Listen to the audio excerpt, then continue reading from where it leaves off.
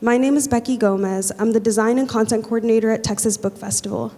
And today, I have the enormous honor of introducing a personal hero to me and countless others, an author that has had a profound impact in empowering a generation of young people and inspiring much-needed change in the world. Angie Thomas is the author of award-winning #1 New York Times bestselling novels, Nic Blake and the Remarkables, The Manifestor Prophecy, The Hate You Give, On the Come Up, and Concrete Rose, as well as Find Your Voice, a guided journal for writing your truth. She's also a co-author of the best-selling collaborative novels, Blackout and Whiteout. Moderating today's discussion is Dr. Roz Oliphant, founder of the Austin African American Book Festival and a lifelong champion of books. And now, please join me in welcoming Angie Thomas and Dr. Roz Oliphant.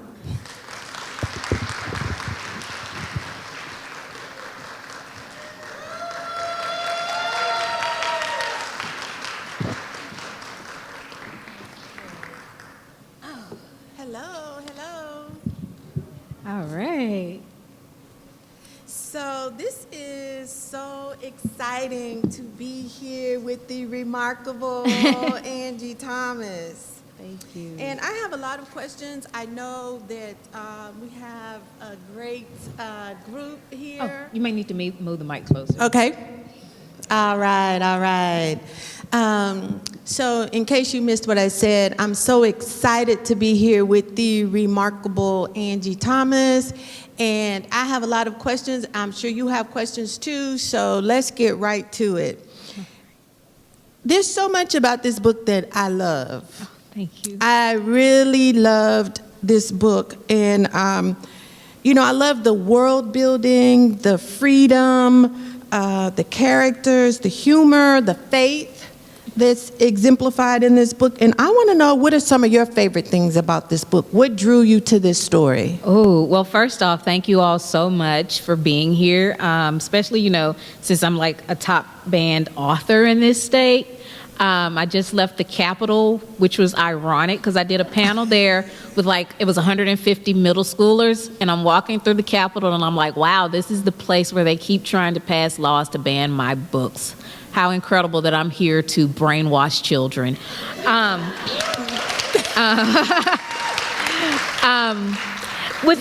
With writing Nic Blake, for me, it was uhuru, which is the Swahili word for freedom. That's what uhuru means.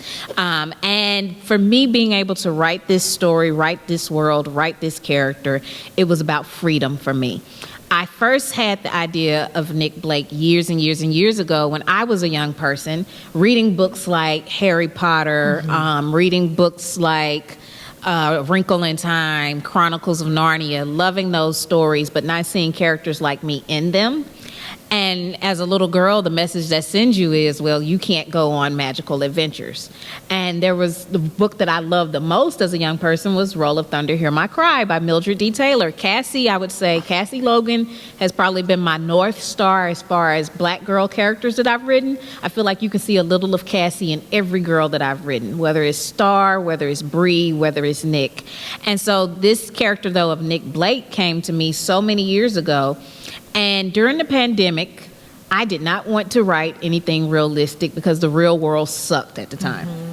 And honestly, from just a logistical standpoint, the idea of writing a YA book when we didn't know what was going to happen in the world, and the idea too of writing a realistic book, it's like, okay, if I have these characters fall for each other, do they go on a date over Zoom? What are we doing? You know what I mean? So I'm like, what do I want to do? And there were so many things happening in 2020, very eventful year, especially around Black Lives Matter and around these conversations and around freedom, around liberation, And for me, I said, well, what does that look like? And for me, freedom as a black person looks like a world where a young person who looks like me can walk into a store and there's not anybody wondering if they're stealing. And I said, why can't we make that a reality? It's not a reality in our world just yet, but I said, you know what? Let me create a fantasy world where it is. And that's essentially how the Remarkable World came about. It was me creating this place where black kids could live freely, black people could live freely without being judged by the color of their skin, but also, too, a place where they have liberated themselves.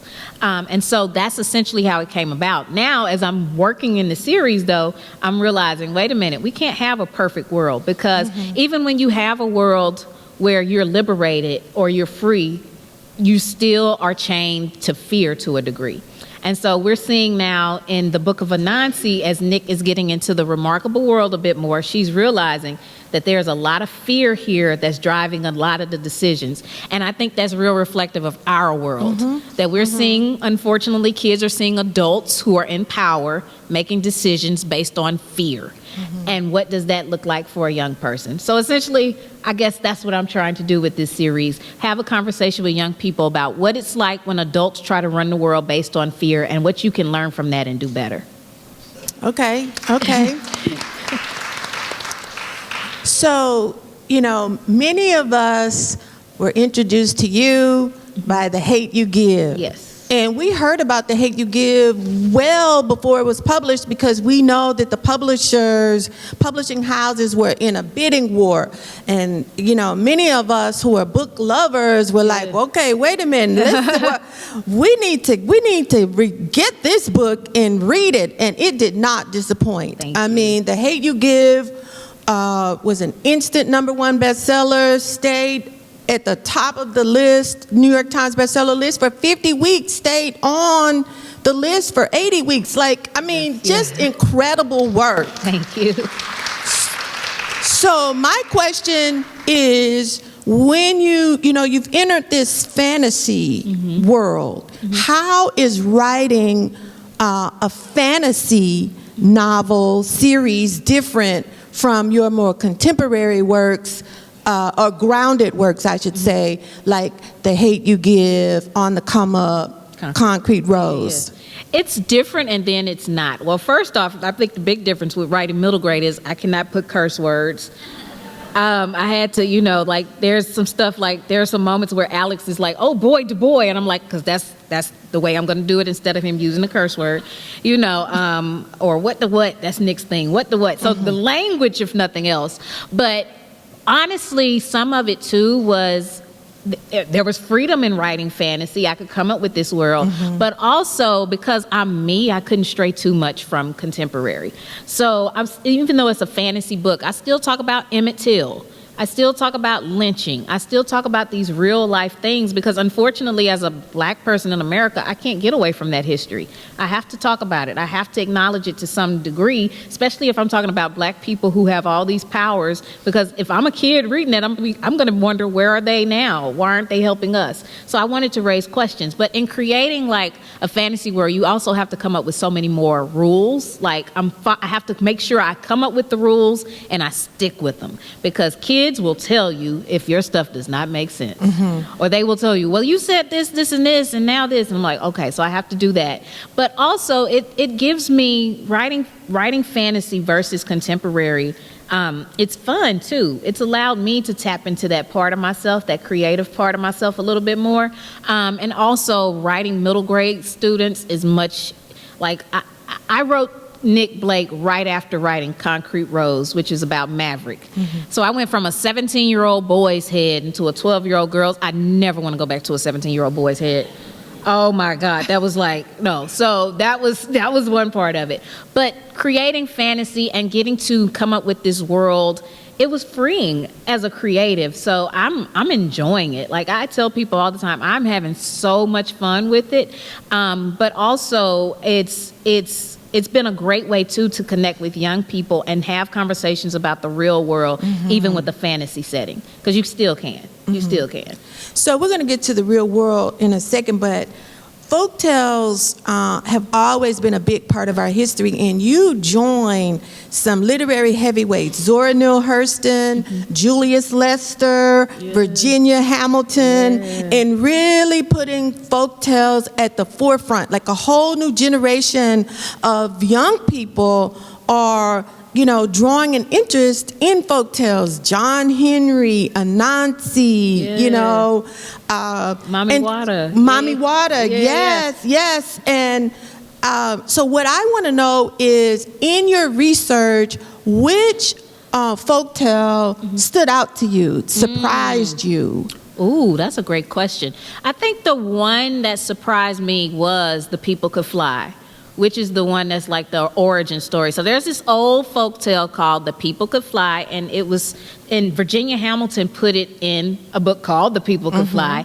And I remember hearing the story as a kid about these enslaved people who were on a plantation, and this mysterious old man named Toby spoke these words, and some of them flew off to freedom. And I remember reading that as a kid and hearing that story as a kid and loving it, but I always wondered what happened to them after they flew off. And so that was one. And then another one is that really, really got to me was, High John the Conqueror. And just not just even the story itself, but the roots of it and what even now in some parts of the country and some beliefs and everything, how that pans out. And also Anansi. And I would say too, one that really, really, really stuck with me was John Henry, because I did some research and it's believed John Henry was a real person.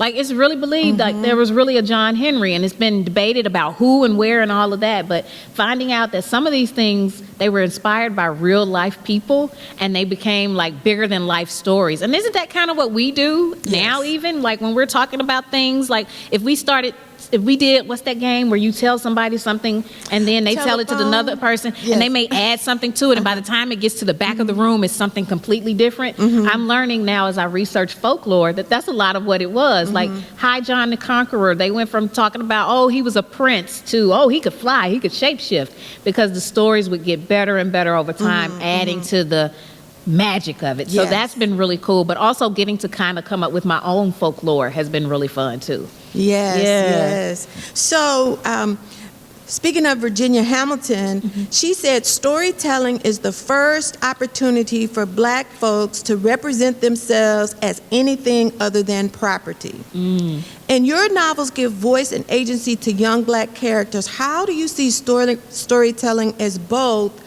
representation and liberation? Wow, you are coming with it. I think I'd have to quote then Dr. Rudine Sims Bishops and saying that books are mirrors, windows, and sliding glass doors. And that's how I look at it, especially as an author who's a Black woman who writes books featuring Black characters. I think mirrors are liberating. Because if you can see who you are and somebody's showing you who you are through a book and they're showing you different things about yourself that you didn't realize, there's liberation in that. There's freedom in that.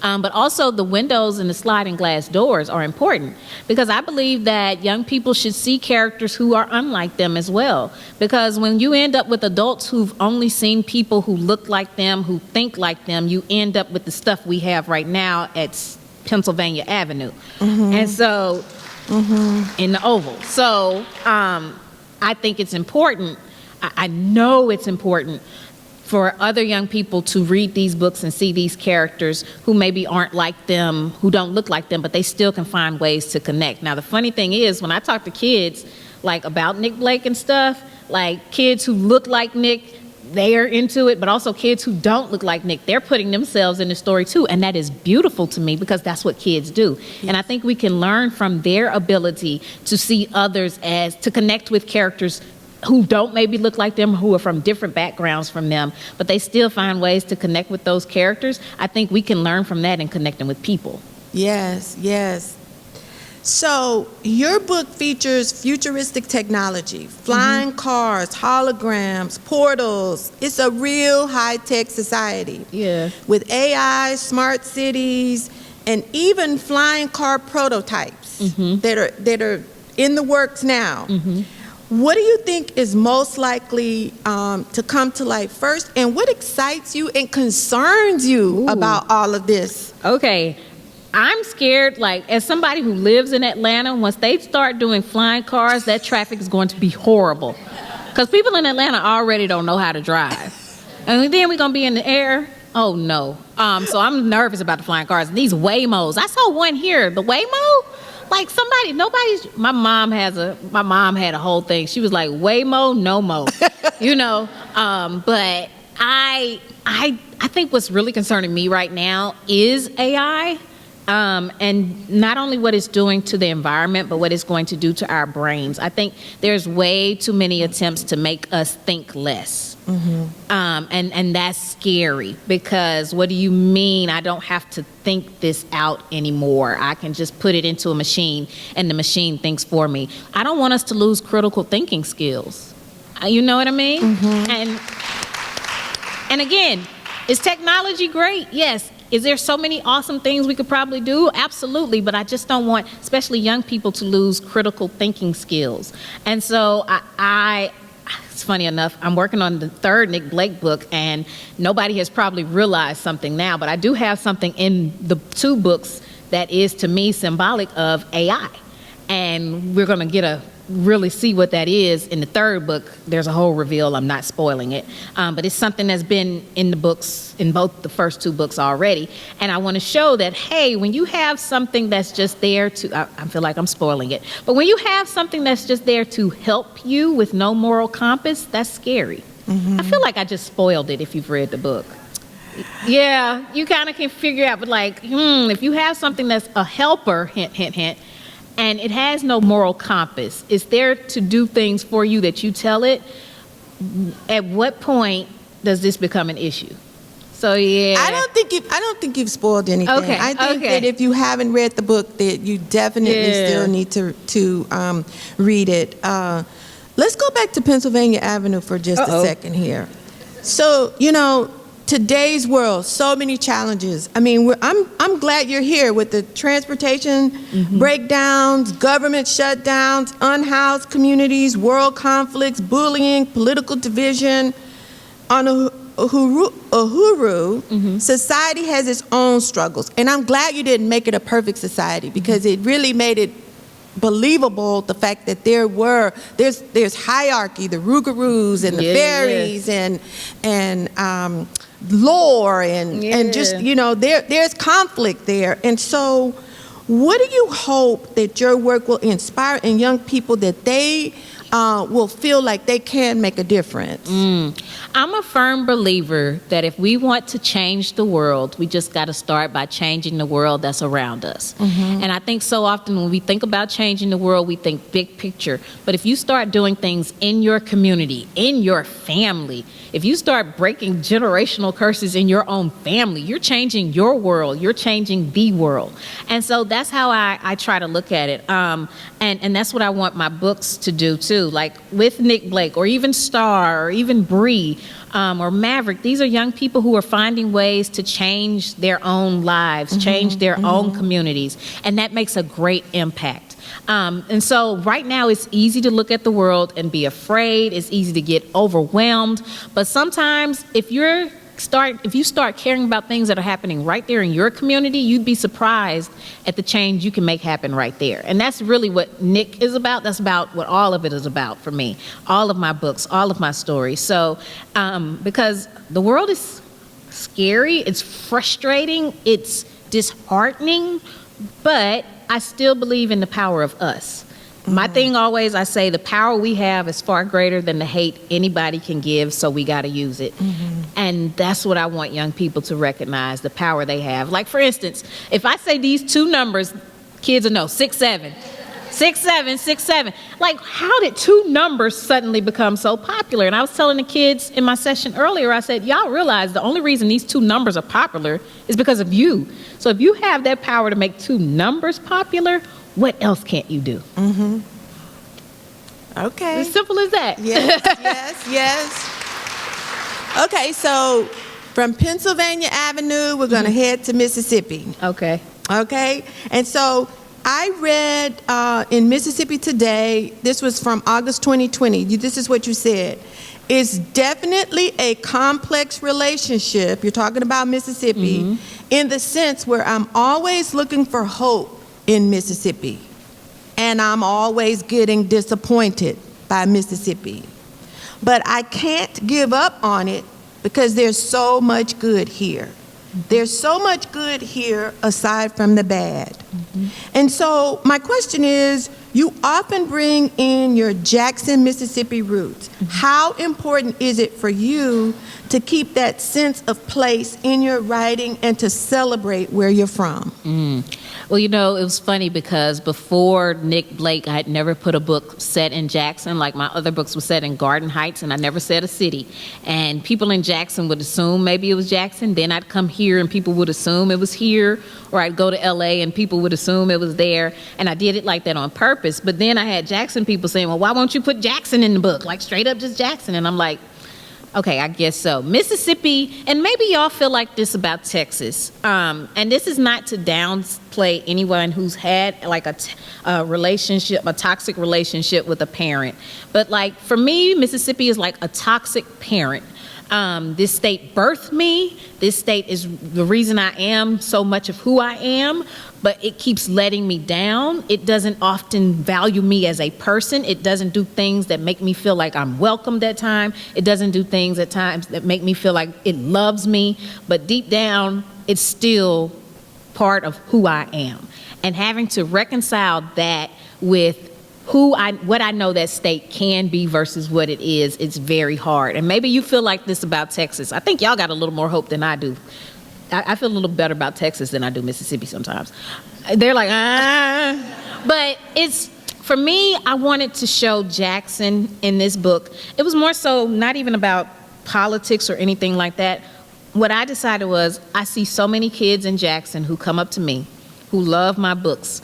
I go to Jackson Public Schools, do visits. They got my picture up in the schools. The kids are familiar with me because teachers talk about me in Jackson. I said I owed it to those kids to put that city, show their world in a book because they don't get to see that often. And so now it's become this thing with kids in Jackson, and they're like, that's us. She mentioned this, this, and this. And I didn't realize how important that is. You know, like y'all, you can get books that are based in Texas a lot, you know, or New York or California. But for those kids in Mississippi, they don't get that often. And so now we're talking about, because there's going to be a Nic Blake movie. And I was like, yeah, we're probably going to film here, going to do open cast. They're like, you going to put Jackson? I'm like, yep, Jackson and all his potholes going to be in the movie. So for me, it was kind of healing in a way. It was healing by putting that in there because I got a chance to tap into the good that I know is there, because Mississippi is a place that has a reputation, and I know there's some good there, and I still hope for the good even in the midst of the trouble. Well, you know, I read book 1 and book 2, but I will say I am one of those people who, and Jackson is in both of those books, but I did project Garden City in Jackson. I mean, I made that mistake, but that's okay. So yes, but let's go back to Uhuru and talk about how the book gives a nod to HBCUs, fraternities, and sororities through the different schools and societies. And I also love, as a retired educator, I love how you focus on different learning styles. The different schools are focused on different learning styles with colors and I kind of went between, would I be a Thorn or a Douglas? I wasn't really sure. For those of you who have read it, I'd be interested to know, you know, what school you would be in. But I want to know, what school would you be in? Ooh, so, okay, anytime you're writing a fantasy novel and you're putting a school, everybody's going to automatically assume, ooh, Hogwarts. And so automatically I was like, we got to do something completely different, you know, and that's, I'm not going to talk about her anymore. She doesn't need it. But as a creative, I'm sitting there and I'm like, okay, I know how much HBCU culture has been an influence in my life. I didn't go to one, but my mom did, my dad did, so it was all around me all the time. And I also thought about the fact that, if we're talking about a school in a society like Uhuru, like the Remarkable World, I would hope that they would learn from our mistakes and base their schools more so to meet the students where they are, as opposed to trying to make students meet them where they are. You get what I'm saying? And so I was like, okay, so like Nic she attends Thorn Academy, and Thorn students are considered like kind of the rebellious, they think outside the box, blah, blah, blah. But then you have like Douglas. Those are the students who are like natural born leaders. Or you have Freeman, students who are really into history, but also into like preservation, things like that. You have Ernest. Those are the nerdier kids into science, mathematics, things like that. And so these schools are trying to meet these students where they are, but also not trying to put them in boxes. And so it was really fun to think about that and come up with that. But also after talking to educators over the years, shout out to all the educators in here. I love you all. Thank you all for the work you do. Incredible. I appreciate you, but also meeting educators through the years and talking to them about meeting kids where they are. I said, let's create a school system that does that. Also a school system that doesn't have homework. Like, that's the one I have kids coming to me about. They're like, they don't do homework? Nic does not have to have homework. That's amazing. Like, yeah, I wish that would have been like for me. I wish we didn't have homework. But those schools and that world, for me, it was about, again, meeting students, kids where they are, but also, too, showing that in this society that's a little bit better than ours, but still has its own issues, you can sometimes, too, use boxes to put students in, and it's not necessarily always a good thing. And what Nic and the characters learn even in this third book as I'm working on it is, well, yeah, I may be in this school, but I'm a little bit of this too. I'm a little bit of that too. So I prefer school environments, magical school environments, where we're not forcing kids to be just one thing. They can be all the things. I'm not trying to throw shade at anybody, but I was that kid. There were days where I thought I was a Gryffindor and days I thought I was a Ravenclaw. I did not think I was a Gryffindor when I'm facing a spider, but I did, if I got courage when I have a test. So which one do I fall under, So I wanted to make it a little more fluid. Yeah. Okay. Yeah. Okay. But which school would you be in? Which one would I be in? I could not handle Thorn. Those kids are too rebellious. Like, I'd be so stressed out. Like, I know I would not be good at Thorn. Like, those kids, they think a little too outside the box. I'd probably be a Douglas. I'd probably be a Douglas student, I think. They're a little more, I think I'd be Douglas. Okay. I couldn't do Ernest. I'm not into science. Oh, no. Math, no. Math was like the one class I failed. I cried for days in college. Oh my God, it was bad. So no, I can't do Ernest, but I'd probably be Douglas. Okay. Or Freeman. I thought Freeman was fascinating. Yeah. I thought it was fascinating. I actually looked for something navy blue and powder blue, and I just couldn't work it out. But I thought Freeman was fascinating. Yeah. So Nic's relationship with her father is such a central thread in this work. What inspired that dynamic, and how do you think it shapes the emotional core of the book? Nic and her dad, their relationship is so special to me, and it's complex, it's complicated to a degree, because I don't want to spoil it, but because of something he did 10 years ago, and that really changed her life. But he's still her dad. And it was kind of, in an odd way, inspired by my complicated relationship with my father. He wasn't active in my life like Nic's dad is. But the fact of the matter is, I know my dad loved me, and I knew he made decisions I didn't always agree with, and that's what I had to grapple with as an adult. I'm in therapy even about that. Shout out to my therapist. But I wanted to show this relationship, this loving father who's made some mistakes, who's done some things he probably shouldn't have done, but for Nic, he's worth fighting for. And that's a big message, I think, in all of my books, is that adults make mistakes. Like, that's something, I never want to write perfect adults, because I feel like I'm setting kids up for failure, or I'm setting them up some kind of way. Like, I've had people say, oh, Maverick is the perfect dad. No, he's not. Maverick makes mistakes, and I wanted to show Calvin. Calvin is not the perfect father, but to a degree, he's perfect for her and her journey. So it was important for me to show this complicated relationship, but there's still so much love there that he's worth fighting for her. And I think for a lot of us, whether you have great relationships with your parents or not, you can understand that you know what, you've made mistakes. It's kind of like what we were just talking about with Mississippi. You've made mistakes, but I will still go to bat for you if I have to. I will still show up for you, because I do believe that it's worth it. for that. So yeah, it's fun to write their relationship, and even complicating things now with the other family members, as we see in the books, her mom, brother, all these things. But still, that father-daughter relationship. But also, I have to say too, it's so important for me to show great black fathers, because we don't get enough of that on television, in books, films, whatever you want to call it. We don't see it when studies show black fathers are way more involved in their kids' lives than any other demographic.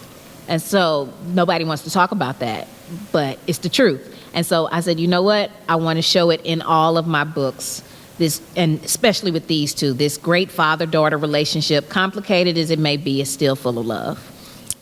That's beautiful. That's beautiful.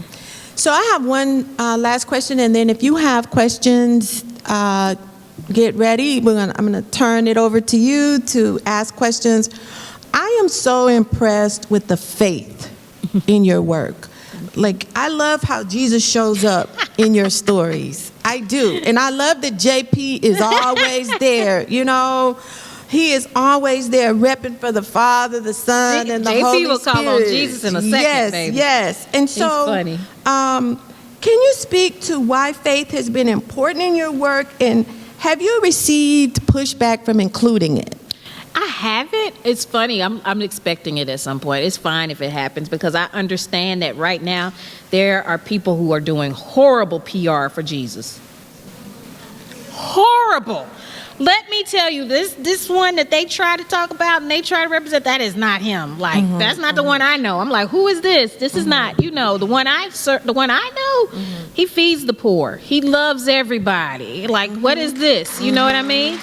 And that's the thing. I say that too, whether you're a believer or not. Like, if you ever just read up on Jesus was an actual person. You read up on him. You read the things about him, and not the filter, whatever this nationalism version of him they're trying to push. That's not the one I know. And so for me, that was kind of important to show that this kid, JP, like, he still, even as he's seeing all this remarkable stuff in this remarkable world, he still has his faith, because I do too. That's a big, important part of my life. But again, because I feel like Jesus has been getting such bad PR, I'm like, what can I do to fix this? What can I do? Because my faith is so important to me. It's such an important part of who I am. I love Jesus, but I don't like a lot of these Christians. I do. And I'm just like, what are y'all doing? So, but I understand too that we live in a world where not everybody has the same beliefs as me, and that's fine. And as that's the kind of Christian I am. I love everybody. I don't care what you believe, you know, and I believe that's how he is. So for me, with a character like JP, showing this kid who he sees all this stuff, yeah, he calls on his faith, but JP is probably one of the sweetest kids you'll ever meet. And I wanted to show that, hey, here's this kid who he has this belief system, but he's not judging people.